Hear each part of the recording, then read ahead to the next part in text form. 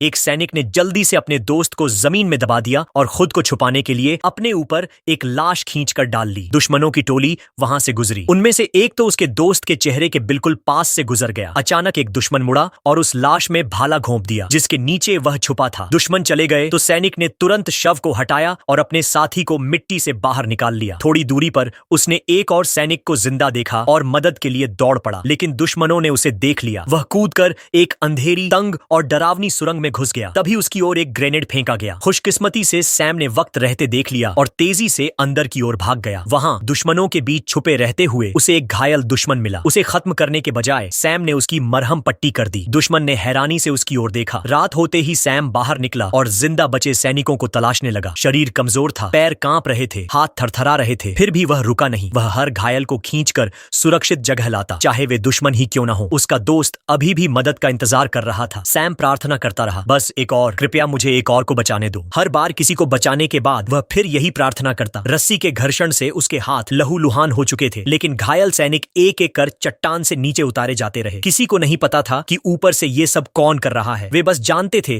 कि कोई पागल आदमी है जो सबकी जान बचा रहा है। कैप्टन ने हैरानी से देखा और पूछा, ये पागल कौन है? जवाब था, सैम, वही नया सैनिक जिसे अब तक अनुभवहीन कहकर मजाक उड़ाया जाता था। सुबह होते ही सैम को अपना घायल ट्रेनिंग सार्जेंट मिला। दुश्मन इलाके की तलाशी ले रहे थे। सैम ने सार्जेंट की राइफल उठाई। सार्जेंट को लगा अब सैम आखिरकार दुश्मनों को मारने के लिए तैयार हो गया है, लेकिन सैम ने राइफल कपड़े में लपेट दी और इशारा किया कि सार्जेंट उसकी पीठ पर चढ़ जाए। सार्जेंट ने पीछे से फायरिंग कर रास्ता साफ किया जब तक वे चट्टान तक नहीं पहुंच गए। सैम ने पहले सार्जेंट को नीचे उतारा। जैसे ही वह जमीन पर पहुंचा, उसने चिल्लाकर कैप्टन से कहा, सैम अभी भी ऊपर है। कुछ ही देर बाद सैम फिर दिखाई दिया, इस बार एक और सैनिक को अपनी पीठ पर उठाए हुए। दुश्मन उसका पीछा करने लगे, लेकिन उसके साथियों ने कवर फायर देकर उसे बचा लिया। जब आखिरकार सैम सुरक्षित पहुंचा, उसका मन अब भी युद्ध भूमि में अटका हुआ था। वह ठीक से खड़ा भी नहीं हो पा रहा था। कैप्टन ने धीरे से पूछा। सैम की आंखों में आंसू भर आए। वह एक शब्द भी नहीं बोल पाया। सभी सैनिक चुपचाप खड़े हो गए और उस नायक को सलाम किया जो नरक से लौट कर आया था। शायद सैम को खुद एहसास न हुआ हो, लेकिन उस रात उसने 76 जानें बचाई थीं।